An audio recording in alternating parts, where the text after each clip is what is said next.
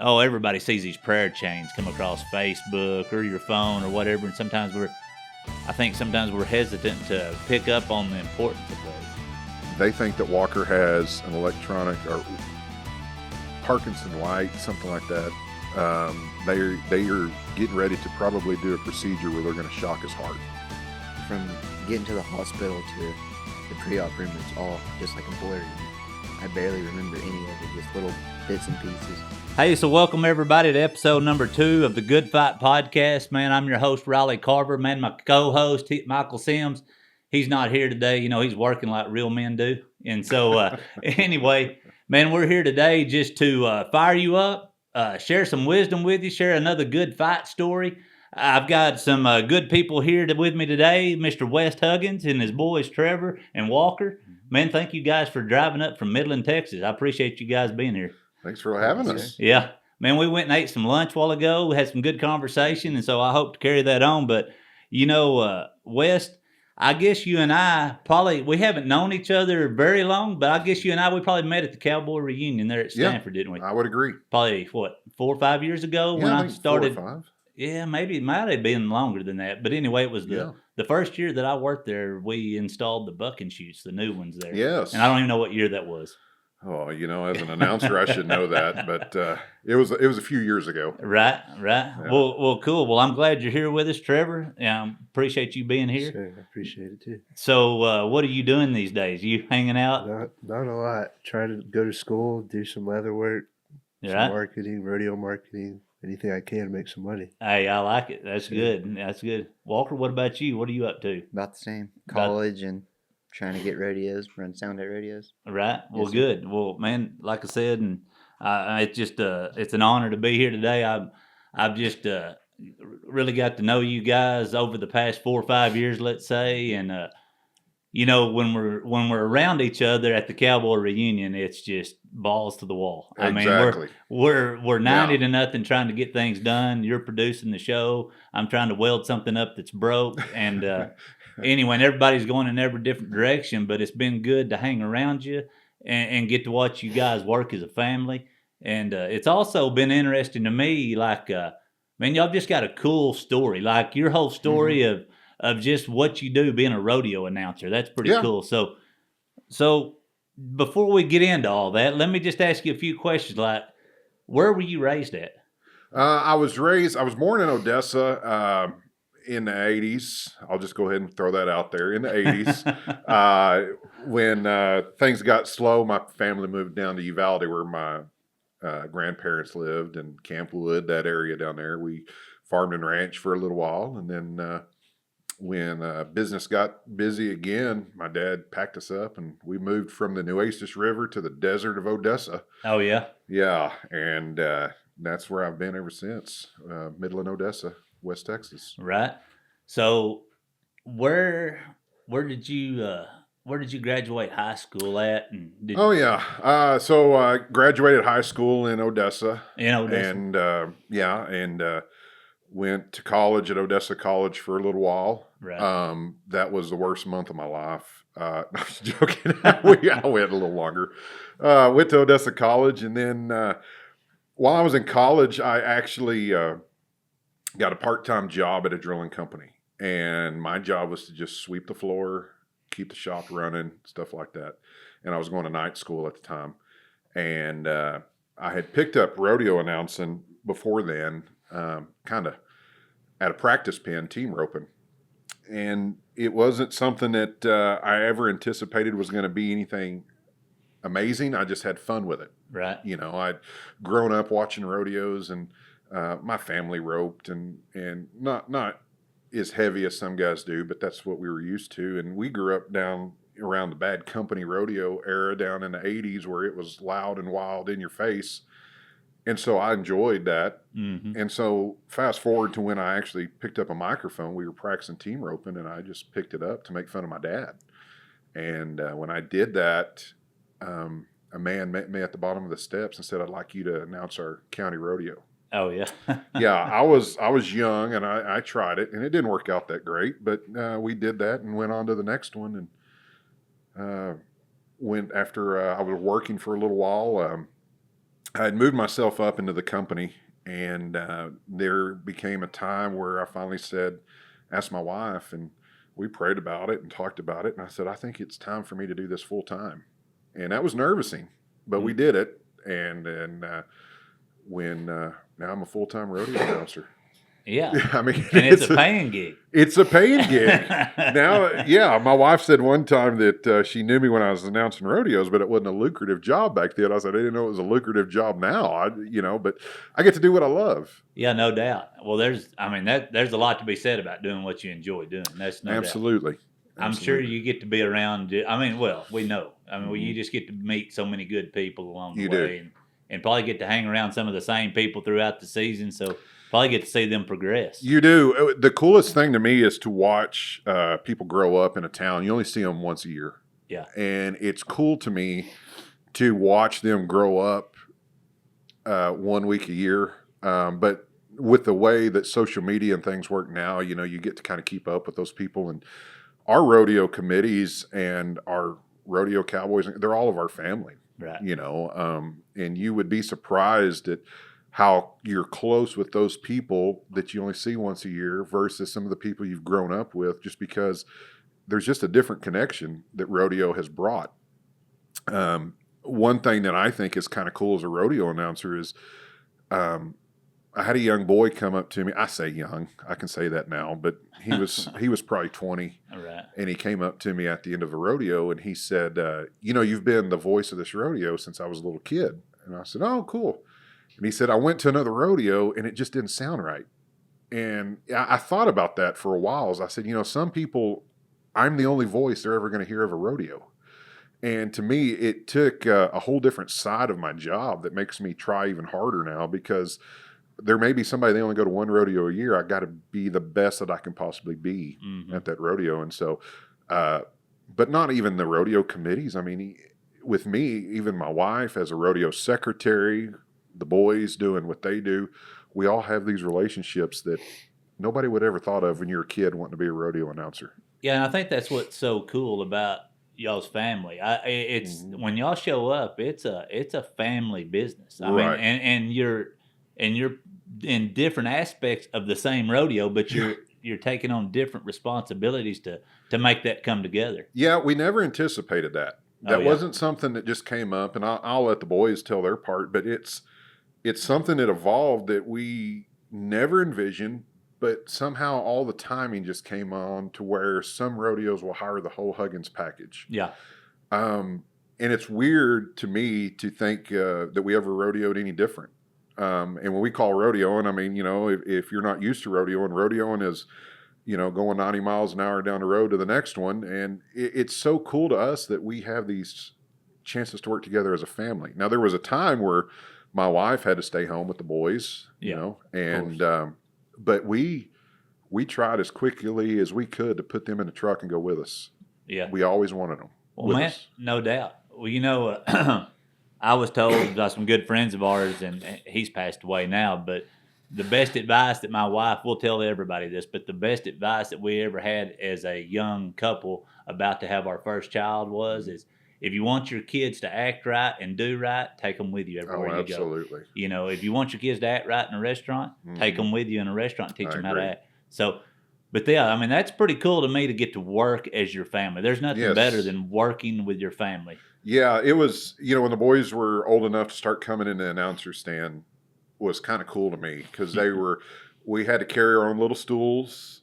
As long as they had a Dr. Pepper, a Coke, and some nachos, they'd watch the whole rodeo. Right. And we had they'll tell you, I mean, we used to have talks. That's something that I believe in, is we had talks before we'd walk up in that announcer stand. You're going to be on your best behavior and this type of thing. Right.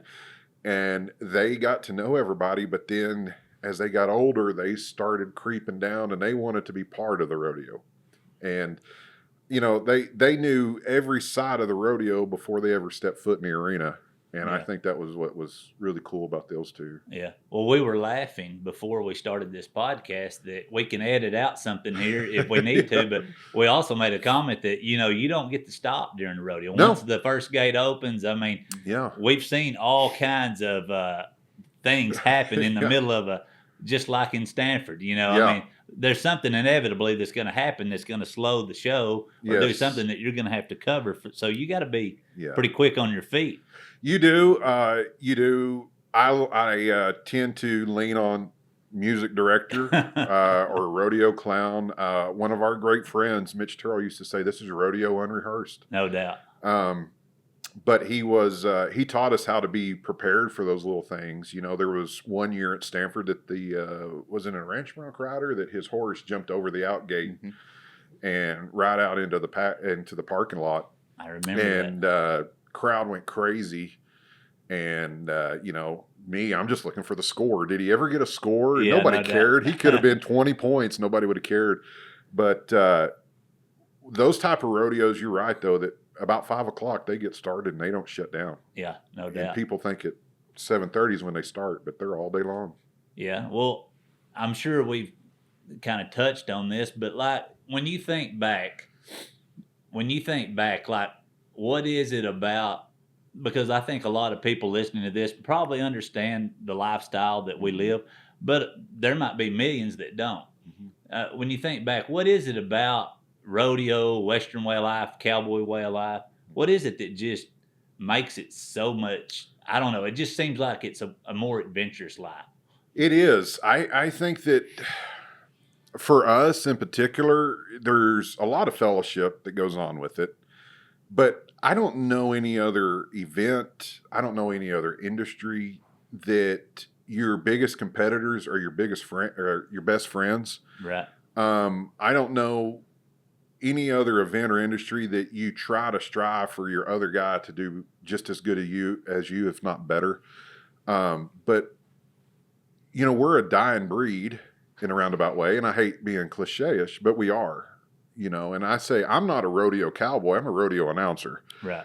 But the rodeo cowboy is different than the actual everyday cowboy, and that's a whole other industry. No doubt. And it's so unique to see all these people come together in one. You know, especially in a rodeo industry, we have to figure out, how do I get somebody that's never been to a rodeo? How do I have to get them as excited as somebody that's been to the rodeo for 40 years? Right.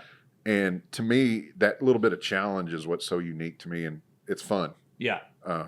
But my whole thing too is I want people to enjoy entertainment because we are in the entertainment business. Yes, sir. But in my opinion, what other sport do you see that's going to pray to God right there in front of everybody and going to sing the national anthem and not care whether you like it or not? That's what we're going to do. Yeah, no doubt. And so I think that as our country has evolved, that all of a sudden people are yearning for that more and looking forward to that. Yeah, and so I thought it was pretty cool the year 2020 when COVID was going on. You know, the whole world was shutting down, and the whole world was shutting down out of fear. And now that we can look back, we see that, you know, we were right not to fear. Right. We were right to keep living life. Right. You know, there's been a lot of repercussions of all the shutdowns and all the fear, but yet a lot of the rodeos, including Stanford, continued to move forward and go on, and people showed up and still had a great time. Yeah, and I think we won a lot of fans over in 2020. Yeah. I think that there was a lot of new faces to our industry that had never even thought about us before, but they were ready to get out of the house and they were ready to hear something refreshing. And, you know, that year we didn't talk about nothing except for let's have a good time, relax, and somebody coughs on you, don't point them out. Just look the other way. You know, at that time. Yeah. So, no doubt. Well, I mean, it was, no doubt. It was definitely, it definitely had a different feel to it. It was definitely patriotic. It definitely felt like, you know, as a Christian, like, do not fear. It's quoted more in the Bible than anywhere, any other phrase. And I believe we were walking that out. So I agree. Hats off to the Western way of life and rodeo people. And, you know, so anyway, that's definitely cool. Well, Trevor, tell me a little bit about yourself. I know you said you're going to college. You like to do a little leather work. Yes, sir. What about what? Tell me about the rodeo. What's your spot? Kind of when I was little, I kind of wanted to do all of it. I always wanted to own bucket horses and stuff like that, but realized that was a little more expensive than my budget. Right. So I never really wanted to compete or anything. 'Cause Dad always said, guaranteed a check, contract personnel, guaranteed a check. Yeah, that's what I tell my son. I always like creating stuff. I've always liked art and stuff like that. So I picked up a camera and just started making videos for some of my buddies, at rodeos, just trying something out. And Mitch Terrell started telling some of the committees, yeah, for $150, he'll make you a cool video. I was like, Mitch, that's your price.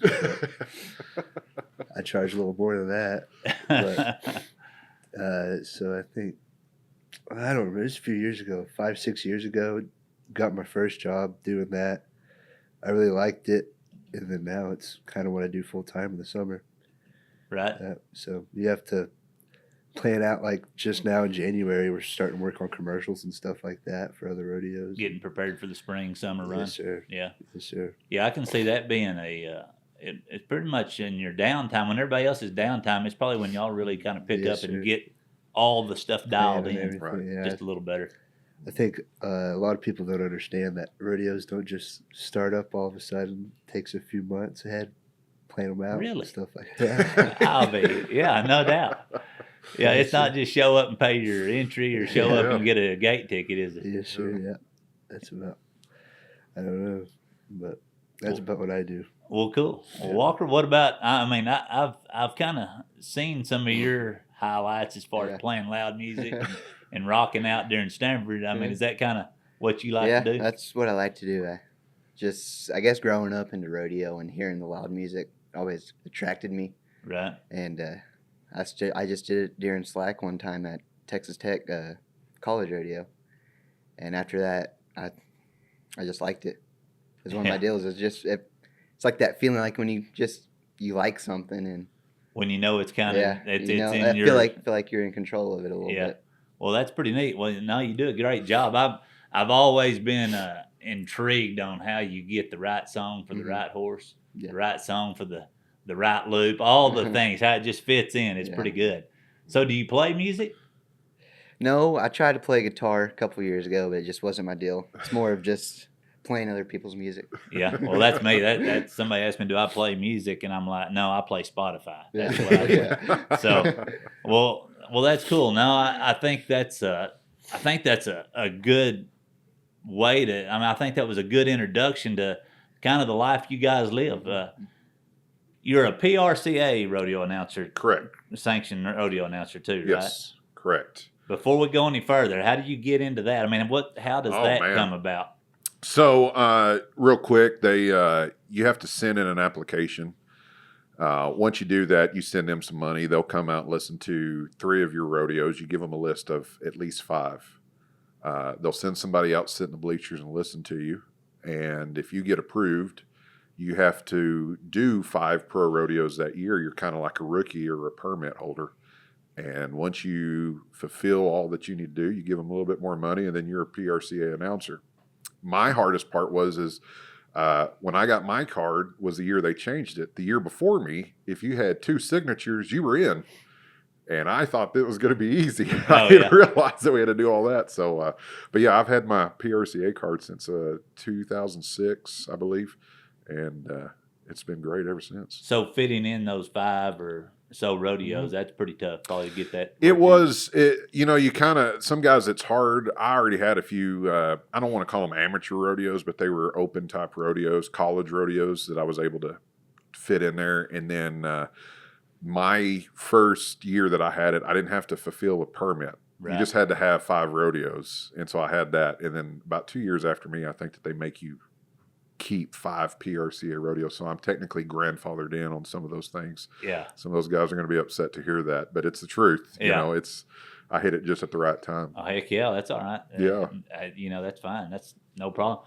Well, so I haven't told you this, but I did announce a rodeo one time in Knox City, a ranch rodeo. Nice. And anyway, the hardest part was the not trash talking when they missed. Believe me. I mean, it's like, dude, what are you doing out there, man? That's why.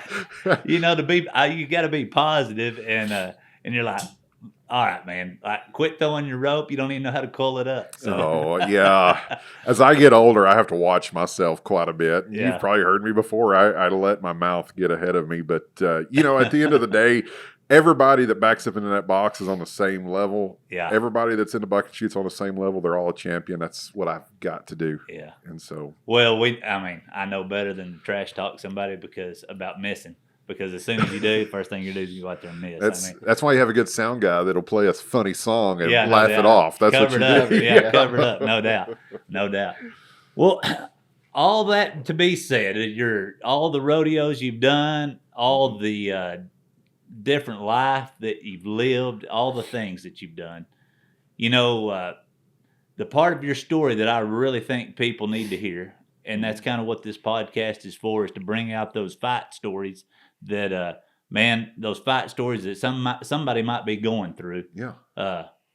Right now. I think there's a lot of wisdom in hearing somebody else's story, and just where that relationship can be, like the relatable items out of each person's story. Mm-hmm. And so that's really what I want to allow you guys to tell is what I call a fight story. Right. And a fight story that involves your whole family and a lot of people around you. And so without me saying any more about it, how about you just kick us off on and you guys join in and fill in the pieces where you feel led. So it was, I believe it was in January 2022, if I'm not mistaken.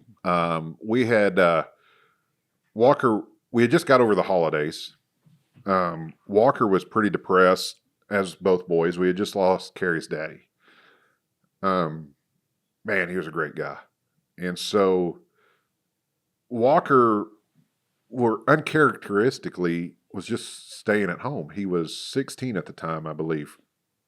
Trevor's going and blowing and, hey, Walker, you want to go with me? No, I'm good, which was weird.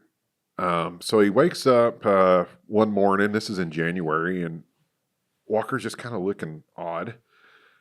We said, something wrong with your neck? And he goes, I don't know. I think I slept wrong.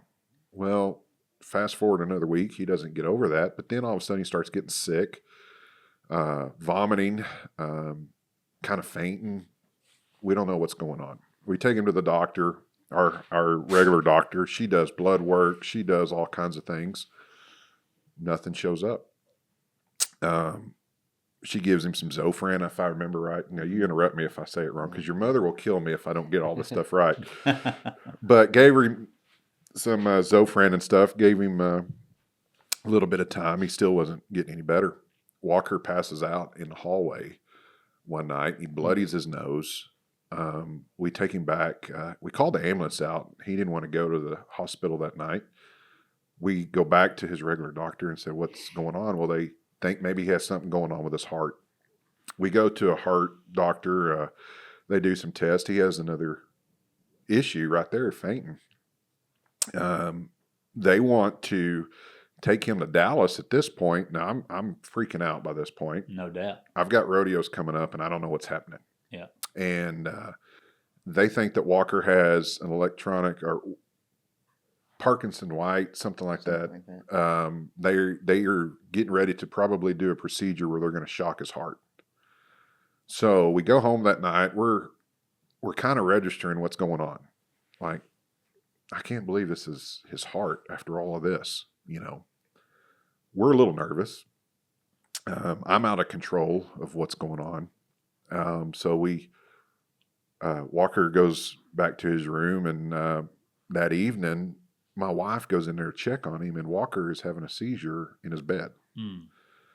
Walker can't talk. Walker can't do anything, but he can hear us. My wife calls 911, and we get an ambulance, so we tell him he's going this time. We go to the hospital, and they decide that they're going to let, if I remember right, CT scan first. Yeah, CT. They're going to get a picture because I told him, hey, we've already got a appointment to go to the heart doctor, and he goes, I don't care what the heart doctor says. We're starting fresh. Something's not right. Good. They do a CT scan.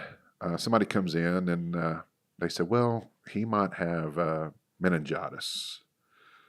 Okay. So his ER doctor comes back in and says, we're going to probably do another CT scan. I just want to look at something else. Okay, great. They wheel him off. When before Walker gets back into the room, the doctor comes in and goes, I need you to sit down. He said, your son has got 2 big masses on his brain. And I need to know if you want to tell him or if you want me to tell him. Well, at that moment, Walker is wheeled into the room. And we were speechless. We didn't know. We Yeah, thought no something doubt. was wrong with his heart, you know. So Walker gets situated, wheels him back in, and he goes, Dad, are you going to tell him or do you want me to? And I said, I'll tell him. And I'm leaning over to tell Walker, and that doctor says, Walker, you got 2 big old tumors in your head. We're trying to get you the hell out of here. Just hold tight, and walks off. Wow. And we didn't know what to do. Like, Yeah, no doubt. our mind went blank. Like, what? And I know that guy was nervous. I'm not mad at that guy or anything Yeah, like no that. doubt. The guy was nervous, and I could tell he's a good daddy or something. I mean, really, but we just stopped right there. Stopped in our tracks. Trevor, I believe, was there. He came up, and right then, we didn't know what to do, but we stopped and prayed. And I'll never forget that we just, all of us as a family, just stopped right then. We prayed. Doctor comes back in. He goes, okay, you can either go to this place, you can go to Cook Children's. We got to get him out of here now. And my wife says, Cook Children's. We've never heard of Cook Children's. We don't know anything about it. My wife picked that place, so they thought they were going to bring a helicopter or something to pick him up. Well, it was raining. They couldn't do that. So Walker and his mama go in the ambulance all the way to Fort Worth, which is probably the most comfortable ride that there is in the back of an ambulance for 4 hours. Yeah, no doubt. And Walker was awake the whole time, if I remember right. I was sleeping in and out, just awake. Just nothing was really on my mind. It was just kind of like tunnel vision. Yeah, I was just looking straight out the ambulance doors the whole ride there. Just kind of blurry. yeah, Yeah. We had sent Trevor home, told him to get everything ready. And, you know, when you think about things happen, you don't think about the logistics of, okay, I just sent one boy home to go get clothes. Man, he's not going to know what to do. I sent another boy's in an ambulance going this way. My wife's over there. And so I'm not in control of any of this. And this is the first thing in my life I've never been in control of. yeah. So It's- I mean, I've experienced it. I'm pretty sure any Yeah. man listening to this podcast is probably Yeah. experienced or will for sure. Yes. And so break that down a little bit. Like, how did that go? You first are, you're just panicked. Your mind's 90 miles an hour. Mm-hmm. You're wondering is your wife taken care of? Is your son taken care of? You got the other son. Is he okay? And then you realize, okay, what am I going to do? And I don't know. I always feel guilty for when I say, what am I going to do? What am I going to do? And I think that was one of the last times I said, what am I going to do? Because I prayed again. And I just, Lord, you're going to have to help me through this. I don't know what to do. I have no idea what we're going to do. And I rush home to get Trevor. We get in a truck. We start hauling butt towards Weatherford. And the hardest thing is we had to do something with Trevor because this was the end of COVID. They were not going to let Trevor into the hospital at Cook's Children. Yeah, they had everything locked down still for a while. Yes. So Carrie's mother lives in Weatherford. So we met her over there and dropped Trevor off. And never knew that I wasn't going to see him for 2-3 weeks. Just one time. Really? We had no idea. So, Trevor, let's hear what was going through your mind during all this. Well, I remember that the first night all that went down, I was with my friend Ryan. Just like every 16-year-old boy, we were just hanging out in the parking lot, everybody else. No doubt. And Dad calls me like, hey, we're going to the hospital with Walker, blah, blah, blah. And I was like, oh, okay. So me and Ryan drove me to my house, and he's like, I'll just stay with you till we figure out what's going on. And that whole night, I was just driving back and forth from the house to the hospital, just trying to be there, And then me and Dad always say we never knew we could make it to Fort Worth in 30 minutes because that's what it felt like. Bet y'all did. Yeah. Yeah. Yeah.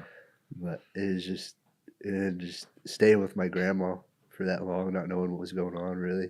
Like I knew what was going on, but not to the extremes Right, of not it. Really. details. Just Yeah. probably left a lot of space for your mind to kind of wonder. And it was weird because there wasn't, for me at least, like there was a little bit of stress and stuff, but also it just came over me that it's God's got this. Just give it all to Him; He'll figure it out.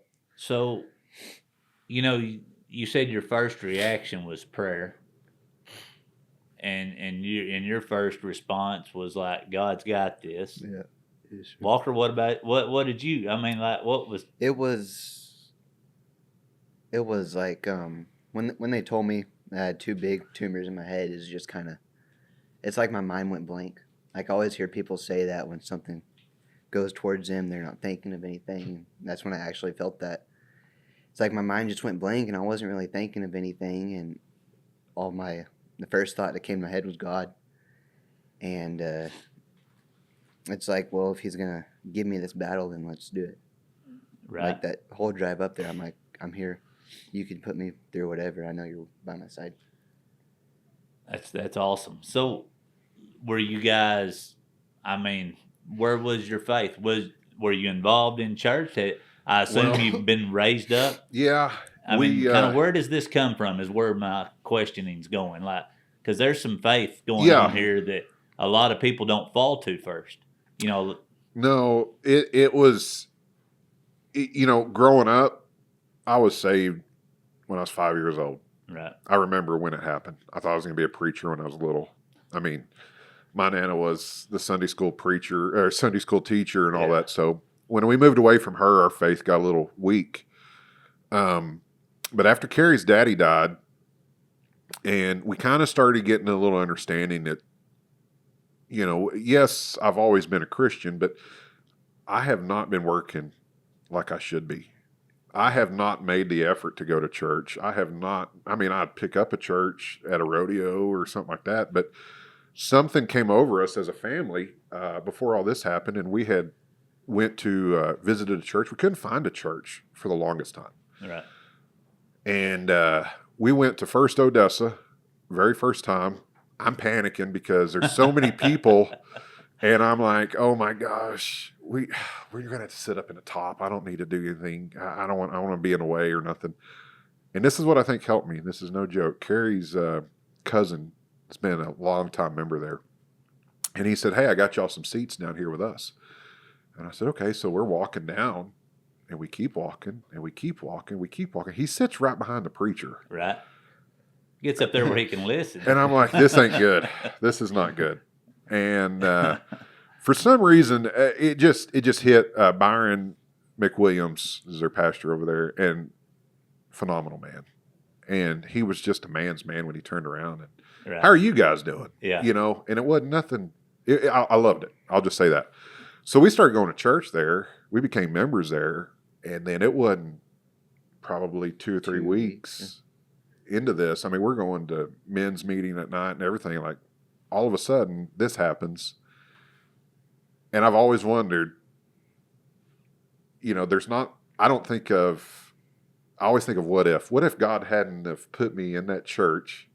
What if God hadn't told Carrie's cousin, no, you're going to sit down here with us?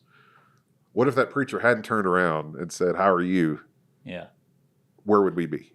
Well, you said something very important that I see all the time as a pastor.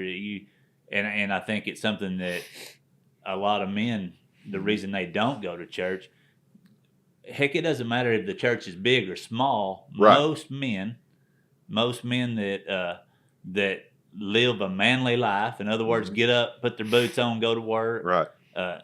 Not perfect men, but most men. You go to church, period, to start off with, man. It's nerve wracking. I can remember being that guy, and man, how awesome is it to have a guy come up and shake your hand that's leading the church, that shakes it like a man, and Absolutely. and feels that role correctly, Right. and makes Right. you feel like, hey, Yeah. men can be here and we can worship together That's and we right. can do church together. Yeah. Yeah. Exactly. And so Well, that's a heck of a neat part of this story because I don't believe in happenstance at all. No. I think God ordered those steps to be Oh, in I agree. place. I agree. Because we kind of live our life with the what if. Yeah. And it's always, what if God hadn't? What if God, and it's not, I wish God would have. It's always, what if he hadn't? And that's been our church home. It's great to feel that you have a church home. No doubt. And, I'd grown up Southern Baptist, but we had the church down in Uvalde, but we didn't have the church life in Odessa that I wanted. Right. I'm looking back on it. And so the boys and I we got hooked over there. Well, good. And I think that's what got us. It just seemed, when you look back, I've looked back at a few of the sermons that it's like they were all leading up to this moment for us. So when we kind of realized that Walker's going to Fort Worth, we just stopped and we paused. It's, what else can you do? You can do nothing else as a parent. You got to stop. Yeah. Usually you are, especially men, we are in charge and we tell people this is how we're going to do this. This is how we're going to do that. I couldn't do that this time. So I had to sit back and just watch. So when we got to the hospital, after we dropped him off, Trevor, we got to the hospital, they did an MRI and, we're still in the ER over there at Cook Children's. And, they said, we're fixing to move y'all up to another floor, so y'all follow Walker. So Walker's out. Now, by this time, Walker can't stand up. Walker, his eye is twitching about 90 miles an hour, and he doesn't realize it. Walker cannot touch his finger to his nose, and he doesn't realize that he's not touching his face. But he thinks he is. Right. That was heartbreaking. Yes, I can't imagine. We got up to the room.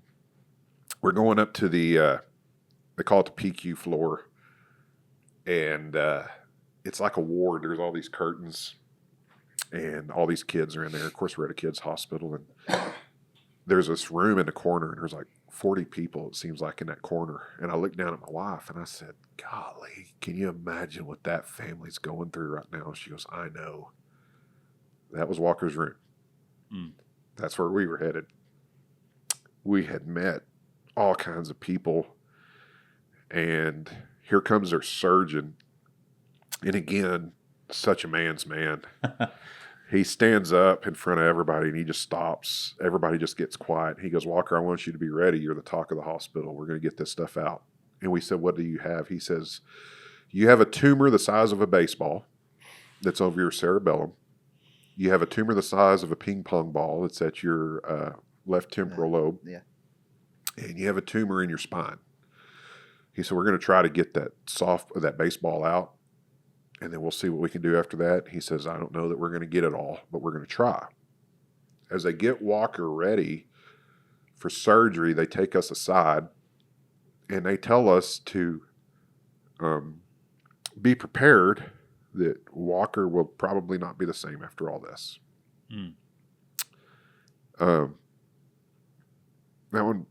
That hit. I can't imagine. No, you're good. It hit hard. But we were in that pre-op room, and I'll let you tell that one about when we prayed all together. I mean, it's weird because it was kind of from getting to the hospital to the pre-op room is all just like a blur to me. I barely remember any of it, just little bits and pieces. Right. But when we were in that pre-op room, the anesthesia guy comes in and talks, and he tells me what he's going to do. And then Dr. Honeycutt, my surgeon, he walks in, he's like, "Walker, I'm going to tell you what to do." And he has a big Sharpie, and he draws where the scar is going to be.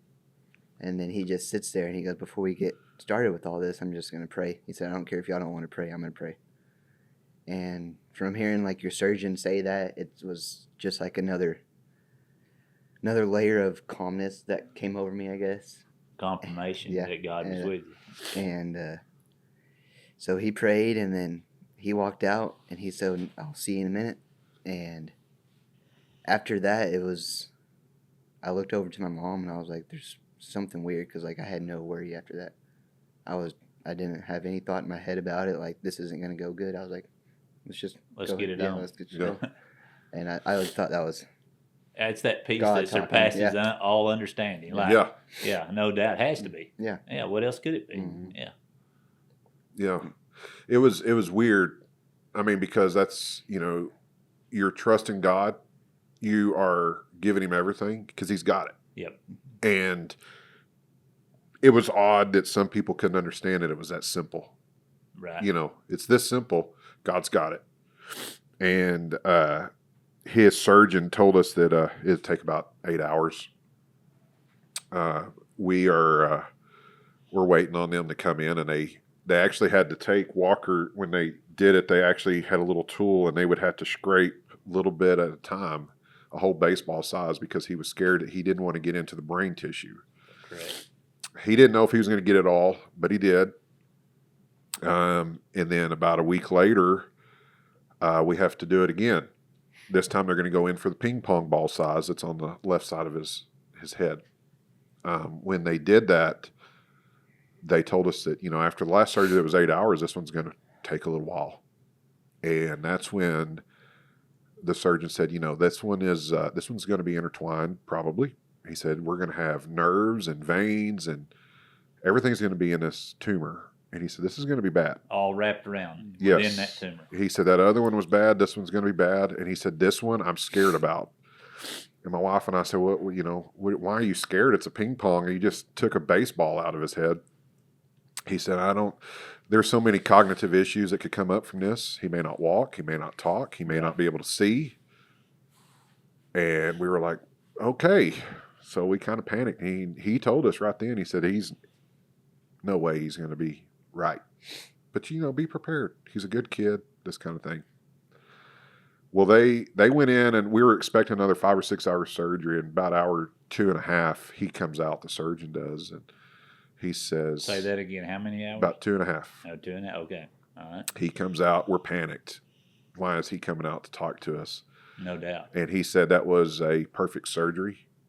He said, when I opened him up, that tumor's just looking at me. He said, it's like somebody took their fingertips and grabbed his veins and moved them over, his arteries, moved them over. He said, it was encapsulated. I went in there with one cut. He said, I got that tumor.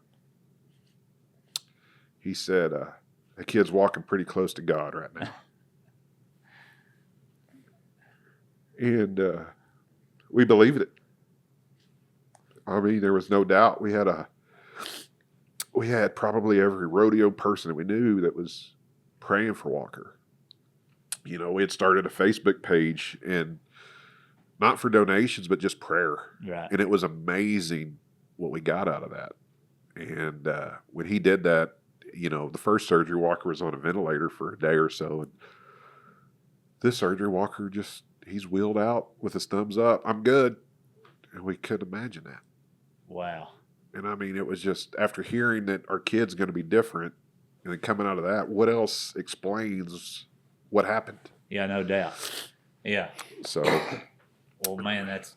yeah. So, like, where are we at now, Walker? Where with your diagnosis and all of this? I'm cancer free now, and it's just I go back now. It's once or twice a year, I forget, but You can say that again if you yeah, want to. just once or twice a year. No, cancer free. Oh, cancer free. Yeah. Yeah, no doubt. Yeah. Well, yeah. Wow. What an amazing story. And the cool part about this whole story is the way it was set up before Yeah. the fight even started, is you had people to fight alongside you. Yeah. And man, Yeah. just to have those people surrounding you, not only your rodeo Yeah. family, like you said, not only the people from all over the area and the different places that you do work, but having a new church home that's sitting there praying for you. Oh, yeah. And Yeah. That was, we had people that we had no idea that knew us that were praying for us, and met men that came up to us at a rodeo, or even Trevor and I, that said, I have not, one man told me, he says, I have not prayed in probably 20 years. And I said, oh, man, I'm sorry. And he goes, but I'm praying for that boy. And you just, Yeah. and he said, that's led me to pray for this or pray for that. And we prayed right then, but it was just, how unique is it that it's your kid that makes a man decide that now's the time I'm going to pray? Yeah. You know? God can work through all things for his good. And man, I'm believing this is one of those stories for sure. Like we'll never know on this side. I Right. mean, on earth, I believe we're living in heaven right now here on earth. So I'm not going to say on this side of heaven, but Right. we'll never know right now what your story and the people and the lives that your story has touched and affected in a positive way. Right. And I mean, that's just something that we'll have to wait to see for. But man, what a great testimony to the power of prayer. Yeah. I mean, that's amazing. I think sometimes we get, everybody sees these prayer chains come across Facebook or your phone or whatever. And sometimes I think we're hesitant to pick up on the importance of those. Right. But, the Bible says pray without ceasing. And how cool is it to have a body, a kingdom, a body of believers praying for you right now. What a privilege. I mean, no doubt. I mean, the power that's in that. People that you don't know, people that you might not ever know here on earth, but are praying for you. Yeah. And they're doing it for one reason, because of what Christ did for them. Right. And, I mean, how cool is that? Oh, it's fantastic. I mean, the messages you would get, I don't know who you are, but I've been praying for you. I mean, you can't lose. Right. There's no reason to lose. You can't lose. And the thing about it is you have to realize, are you really losing, or what is God's plan for you on this deal in this situation right here? Yeah, no doubt. I think that there's never a chance, or there was never a time that we ever said, God, why are you doing this to us? Right. We never said that. Walker never said that. The whole time he was in recovery and stuff, that it was just, people would ask him, how are you getting through this? He goes, well, God's got this. He had a psychiatrist that had to come. Psychiatrist had to come. It's some standard over there. And yeah. Walker met with him 2 or 3 times, and about the 3rd time he told us, he said, I don't want that guy in here no more. And I said, well, what's going on? And what was it he was asking? He was always asking, like Dad said, what's gotten you through this? And I'd tell him God. And he wouldn't ever go into that and talk to me about it. He'd just, but besides that, like, what else? He wouldn't acknowledge that was truly what you And was trying to his number one question was always, have you ever thought about committing suicide or something? Have you ever thought about killing yourself? And I'm like, no. He was checking the boxes that he was taught to check. Exactly, checking the boxes. And he didn't have the faith to see God working in the situation. Right. And I told my nurses, that were my daily nurses that were always with me, and they're like, oh, that's just him. And I'm like, well, then he's going to the kid next door and saying the same thing. And they're like, well, I guess we'll try to figure something else out with you. I don't think he works there anymore. Yeah. Well, you never know what your faith, though. You might have planted that seed in his life that made him reevaluate how he questions how people get through life. Yeah. And so you never know. I mean, that's the cool part about it. We just continue to go forward, Right. Well, man, that's an amazing story. So what are you guys doing now? I mean, like, I know we've talked about all the things that you've done. What's coming up this year? I know you've got some rodeos planned. I know you've got some pretty cool things coming down the road. Like, what are you looking forward to? I'm doing college. Looking forward to graduate early, hopefully, and just booking more and more rodeos away from Dad, like my own rodeos, and anywhere outside of Texas. So, getting out from doing my own thing. Yeah, I get it. Yeah, no doubt. Well, that's what young men are supposed to do. Go do their own thing. Yep. Trevor, what about you, man? What's going on? Same thing, basically. It's pretty fun when Walker books one. We get to go away from Dad for a minute. Yeah. Yeah, I get it. I get it. Us dads, we kind of know how to do it and do it right. Yeah, I get it. I'm the same way with my son. You know, we always know better. I do. We've been doing it forever, right? Yeah. What do I? Yeah. Yeah, no doubt. There definitely are a few phone calls. Hey, what do we do about this? We don't know. Yeah. That's all right. Yeah. That's that wisdom that comes out. You got to have a guy, you know. Yeah, we're in the same boat. My thing is just we've got some new rodeos this year that we're hitting, and you know we go this year. I'll go anywhere from New Jersey to Delta, Utah, and all over the place. And my main goal is to get these two graduated college so I could take a breath. Amen on that. I've got one in college. And other than that, I mean, it's just we're still kind of recouping and getting back into motion from that whole year of Walker being down because, you know, not only was it surgery, he had like 6 months of chemo and proton radiation therapy. And, you know, it wasn't just a surgery and we're done. He had to go through so much and he had a feeding tube and, you know, you would have never imagined. Probably some extensive physical therapy. Yeah. Just different things. Yeah. And so we're just now, like just the other day, and I know it sounds lame, but just the other day I finally cleaned out my shop at my house that we've just stacking stuff. And I mean, it's like you're done with that part of your life. Now we're moving on to something else. Yeah, no doubt. Put that season behind you. It's a good season. I mean, I say good season to put behind you. It's good to move forward. But man, look at the blessings that came out of that. You know, I was reading a book the other day, this week, and it was talking about how life happens. When you really break it down, how life happens between adventure and adversity. Yeah. That's where life, that's where life happens. And, you know, I think we're still on the adventure. Even there might be some adversity down the road, but man, how much better is life now that y'all been through the adversity? Oh, absolutely. I mean, what a perspective. We're closer. I think we are. We're closer as men can be with your dad and your sons that I wish every father and son could have this. Yeah. Carrie's daddy was a man's man and really, you know, taught a lot of us about how to be open-minded, open-hearted, do whatever you got to do to give you the shirt off the back. And I mean, I know it sounds simple, but I think it's made all of us better. We're surrounded by guys that, you know, teach us that. Right. And I think that I could be wrong, but I think that a man that walks with Christ needs to have another man here on earth that he can go to and say, what do you think about this? Because I need another guy to put me in my place every once in a while. When I'm getting out of place, I need that guy. I have a guy. It's a rodeo clown that's a good friend of mine. Right. And we call each other all the time, and we're like, man, what do you think about this? And I think every man needs that. Oh, I mean, it's no doubt. You know, Scripture tells us that two are better than one. And Absolutely. A cord of three can't be broken.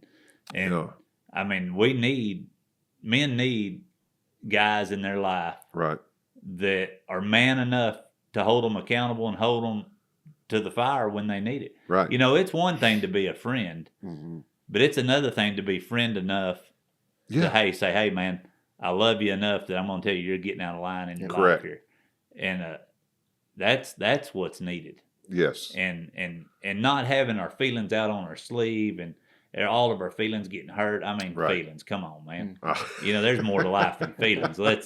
You know, I mean, seriously. Oh, I agree. You know, I've got some guys in my life that call me out on stuff and they do it straightforward, you know, and we all need it. There's no doubt we all need it. But man, well, so to close this thing out, how's Mom doing?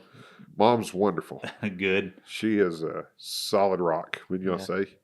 Probably holding y'all together. Yeah. She is the one that runs not only us, she runs about every single rodeo. I can tell you every rodeo that we go to that she works, they tell us we only hire y'all because we get Carrie. Yeah, no doubt. But if you ever get a chance to meet Carrie, she is the typical rodeo mom, and she has been phenomenal. Well, good. Well, that's awesome. Well, I applaud her for everything she does. Oh, absolutely. Keeping you guys together for sure. Yeah. Yeah, and lined out mainly. Yeah. But, yeah, I get it. So where can people find you? Like if people want to look you up, I'm sure, and rodeos, all your services that you provide, where's Facebook, Instagram? Facebook. Are you on all of it? Facebook, Instagram, Snapchat, TikTok, whatever. All of it. Yeah, well, you're better than me, that's for sure. Yeah, you're completely out of my realm. Yeah. I'm just hanging in there on He this just now stuff. got MySpace figured out. So that's what. Yeah, MySpace. This is MySpace over here, isn't it, right? Well, hey, thank you guys for coming, hanging out with us. And, man, to all of our listeners, man, we hope you enjoyed it. We hope you received some good information out of it, man. We hope it fired your spirit up. Man, the power of prayer, the power of prayer, the power of the people and relationships that God puts into your life, man, it's a blessing, and we should just appreciate it more all the time. So, man, that was a good fight story. Well, thank you. We appreciate you letting us tell us. I got to tell you that at the very end of all of this, when Walker, was diagnosed with cancer, he said to his mama that, I think God gave me this for a reason, and I'm going to use it. Absolutely. And that's, this is another piece of it right here that we get to be here. And we'd be more than happy to visit with anybody that has to go through something like this. Yeah, no doubt. No doubt. Seriously. I mean, I think it's probably would blow people's mind the amount of families that deal with cancer Yeah. in a child's life or in a sibling Yeah. or whatever it might be. I'm sure there's a lot of people out there that a good inspirational story to give them hope. Right. And that's what this is. Right. It's a story of hope. And man, like I said, it's just a good fight story. Way to fight through it. Way to pick up your cross. Yeah. So, man, I'll end this podcast with this. The Apostle Paul at the end of his life, he was telling a young man, Timothy, he said, I fought the good fight. I ran the race. I kept the faith. So, man, that's what I would say to everyone listening to this. Just keep fighting the fight. Run your race. Keep the faith. All right. Yep. All right. Thank you, guys. Appreciate Thank you, it. Riley. Thank You you. bet. Thank you, man.